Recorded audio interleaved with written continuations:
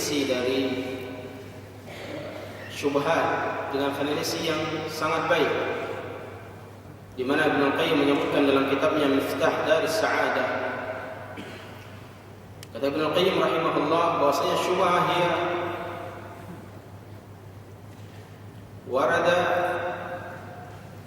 yaridu 'ala al-qalb yahulu bainahu wa baina qishab al-haqq. Bahwasanya yang dimaksud dengan syubhah, kata Ibnu Qayyim, syubhat itu sesuatu yang masuk ke dalam hati,